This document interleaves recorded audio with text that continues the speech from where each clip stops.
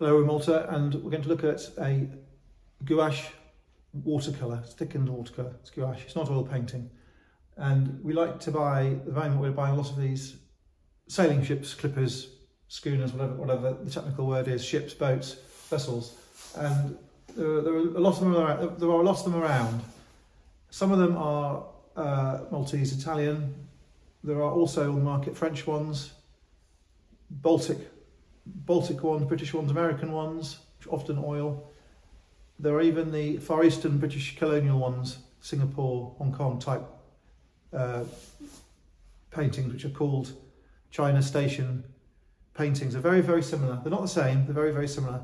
So at the moment in Malta, we're looking at the Maltese, British, Italian ones, because it's the proximity to Naples. And here is an example of a Neapolitan scene. You have the twin peaks of Vesuvius in Eruption, and it's a dead giveaway, it's Naples. Without the twin peaks, it could be many different places. This painting is on paper, and the condition is good. Other than the good condition, you have an original glass with flecks and bubbles in it. So when you look across it, you're getting a Victorian piece of glass. You've got this inner mounted gold leaf, which in reality will be silver leaf with shellac. You've got a plain buff paper mounting, the painting on top of this mounting, and you have a very ordinary English oak frame, which at the time was basic. It is a basic frame, but it's sturdy, it's of the time, perhaps would benefit from being polished up, but it's the original frame. So when you buy these things, you'll often find there are brown stripes on them. Very often, more than half of them have these brown stripes. And that means that the air has got in from the back through the cracks in the panelling and the boarding. On this occasion, this one has the planks going the other way, which means if the air had got into this one and had spoilt it,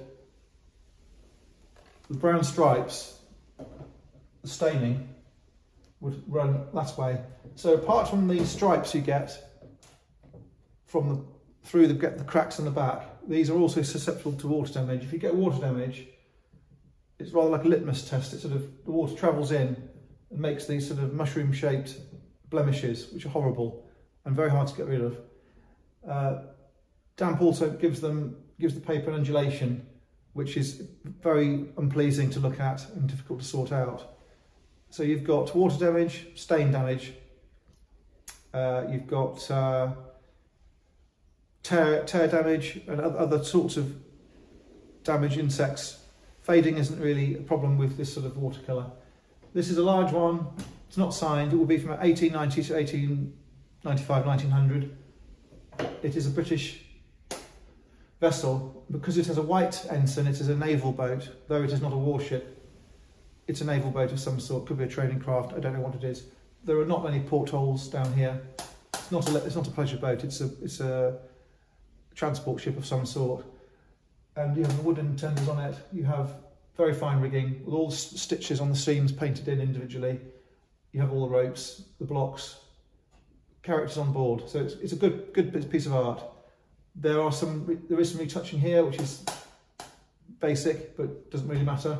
As I say, no signature. It's like an Esposito, but there are other ones like Da Simone. There are lots of other artists who did this sort of thing.